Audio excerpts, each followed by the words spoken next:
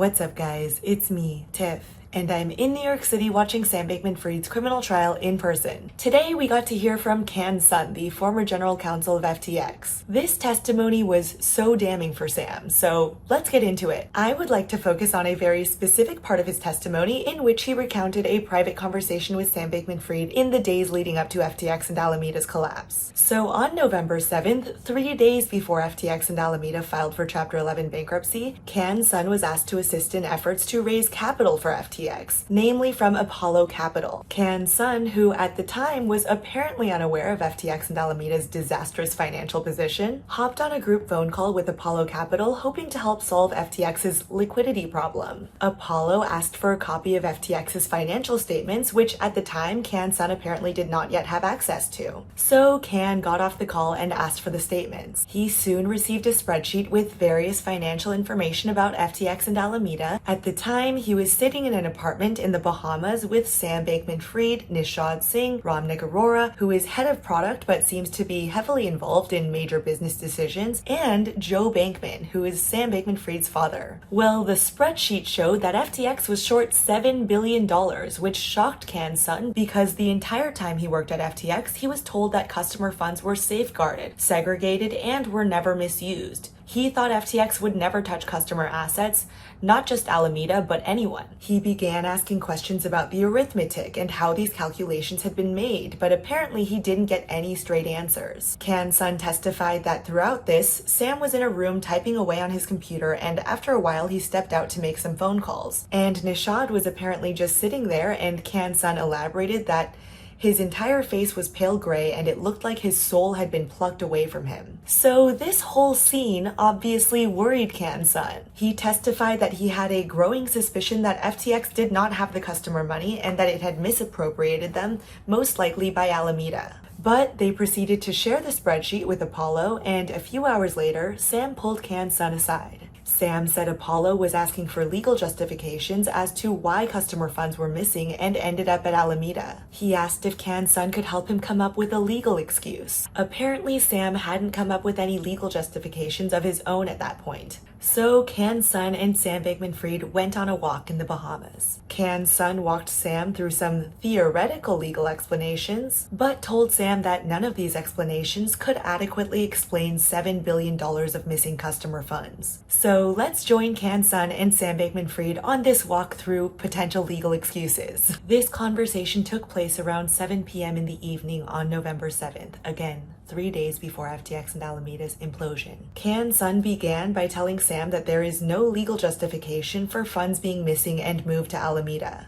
But he humored Sam by walking him through 3 theoretical arguments, all of which he said were not supported by the facts. The first theoretical legal argument they entertained is that if there is a prolonged period of time where FTX is unable to contact a customer, then they would be able to charge a dormancy fee for administering the user's funds. However, there weren't enough large inactive users on FTX to come close to justifying the amount that had been taken by Alameda. Apparently, Sam acknowledged this and said, "Yup, which is classic Sam. A second theoretical argument was that some crypto exchanges do not make clear whether or not a customer is transferring ownership or title to their funds when they deposit onto an exchange. However, Counsel, who helped write FTX's terms of service, pointed out that this would not be a feasible justification because their terms of service make it very clear that when a user deposits assets onto the exchange, those assets belong to the user. In fact, FTX's terms of service explicitly state, title to your digital assets shall at all times remain with you and shall not transfer to FTX trading.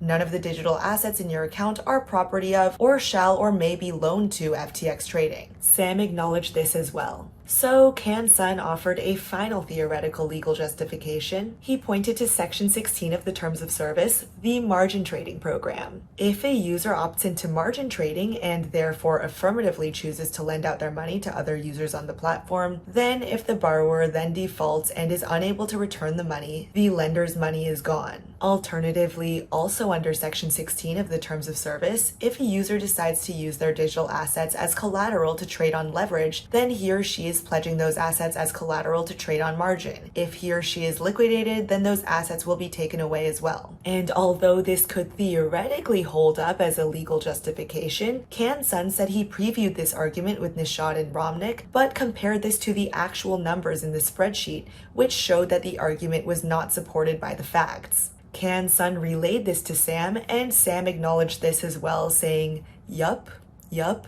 Those were the only 3 theoretical legal arguments that Can-sun could offer Sam, but none of these arguments were supported by the facts. Can-sun testified that Sam said something like, "Got it," and did not express any surprise nor push back on what Can-sun told him. Can-sun resigned from FTX the following day. So in court, we proceeded to listen to a Good Morning America interview that Sam did on December 1st, but I would like to just include a little phone call that I had with Sam Bankman-Fried on November 20th. This was actually my second phone call with Sam Bankman-Fried. We had our first phone call on November 16th, but on this phone call, I asked Sam Bankman-Fried how FTX user funds ended up at Alameda Research. And guess what excuse he gave me? There are lots of questions about user funds and when you might have realized there was trouble. I guess just how user funds ended up being used at Alameda.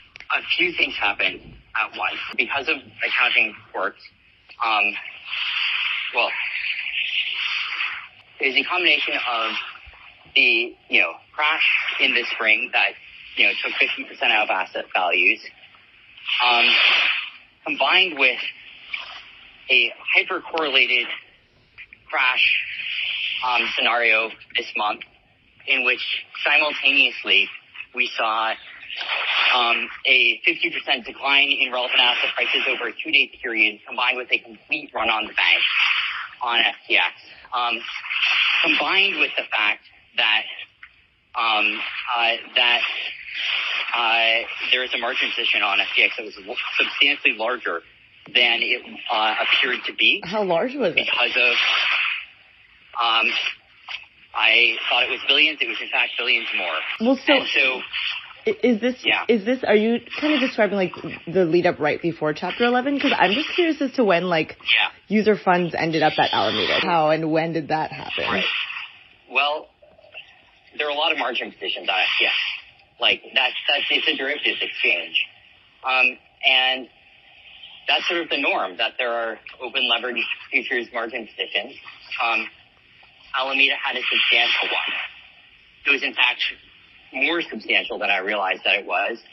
And then there was a extremely large hypercorrelated crash that tanked the values as collateral and meant that it was effectively not possible to get nearly enough liquidity in a reasonable period of time for the assets that had. It was a position that was larger than should have been, and in fact much larger than I thought it was, which then suffered a massive, massive hit and, effectively blew out. I didn't realize the exact extent of the position until a few weeks ago. I was when we were frantically trying to figure out exactly how much liquidity there was. I don't know exactly. I haven't been, I wasn't running Alameda. I wasn't monitoring this nearly as closely as I should have been. Its position had grown on FTX. I personally find this very interesting because I think that I was one of the first interviews that Sam gave after the collapse. Again, this conversation took place less than 2 weeks after his conversation with Can-sun that we just talked about. So I feel like Sam was kind of using me to test the waters on whether or not this excuse would fly. However, I'm a fucking idiot and I actually don't know that much about margin trading. I've literally never margin traded in my life. So I'm gonna be honest, he gave me this sort of long-winded, convoluted response and I didn't know if it was actually plausible since I don't know anything about how margin trading works. So I didn't really have a good follow-up at the time. I think I understand margin trading more now after following this case so closely. I still haven't margin traded though. But at the time, I honestly was not sure what the fuck he was talking about. So maybe my lack of questioning gave him a little bit too much confidence, I don't know, but he then proceeded to use this same excuse on Good Morning America. Anyway, I'm obviously not in Sam's head, but it does sound like Sam was sort of struggling through this explanation of how FTX customer funds ended up at Alameda and was struggling with sort of bringing up the margin trading program. I would also like to note that this whole margin trading excuse was also proven false by Professor Peter Easton, who we discussed in yesterday's video. If you'd like to watch that entire thing, feel free to, but I personally thought that was the most interesting part of today. We got out very early, I think by 1 p.m., but I try to keep it concise, so I think that was the most important bit. Anyway, we actually have a brief intermission from court for the next few days, but I will be posting more content related to SBF. I was also wondering if you guys have any questions or anything you're curious about. I do think I got to know Sam pretty well over house arrest, and I've been following this case very closely, so if you have any questions for me, then let me know in the comments. I will be back in court later next week, and I'll be sharing updates here on YouTube, on Twitter, on Substack, etc., so if you'd like to follow along, feel free to. If not, it's fine. Also, I'm not employed by anyone, I'm not getting salary or anything for any of this, so I really appreciate those of you who have donated to me in the past couple of weeks. That is so kind, because New York is very expensive and I've been eating frozen meatballs for the past few weeks. But anyway, no obligation to do so, but I just wanted to thank those of you who have donated. It is so nice. So anyway, I love you all so very much, and I will talk to you very, very soon. Bye!